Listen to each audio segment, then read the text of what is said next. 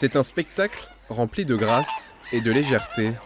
La saison où les flamants roses, avant de se reproduire, recherchent le meilleur îlot, loin des tracas des hommes.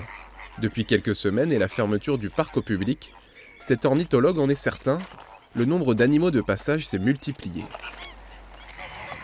Sur les 2 dernières semaines de mars, en fait, on a eu une espèce d'afflux de flamands assez peu commun pour la saison, on est passé sur des moyennes d'effectifs de 1500-1600 à 2500-2600. Donc on avait en moyenne 1000 flamands de plus par jour. Ça a duré 2-3 semaines. Dans le parc, les frontières avec les hommes tombent. Les flamands prennent désormais leur quartier près des tables de pique-nique ou se baladent sur les sentiers. Aussi, lorsque l'on a la chance de s'y promener, une petite musique interpelle.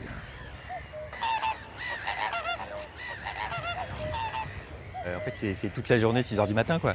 C'est-à-dire que c'est le lever du jour ou le coucher du jour toute la journée. En fait, à 11h, on entend aussi bien que ce qu'on entend en général à 7h ou 8h du matin.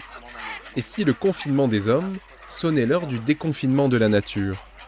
Ici, des colonies se forment avec de nouvelles espèces comme ces ibis.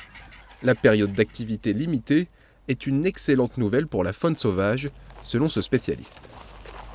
Un impact positif qu'on peut espérer, c'est que ce confinement des hommes a lieu en pleine période de reproduction des animaux.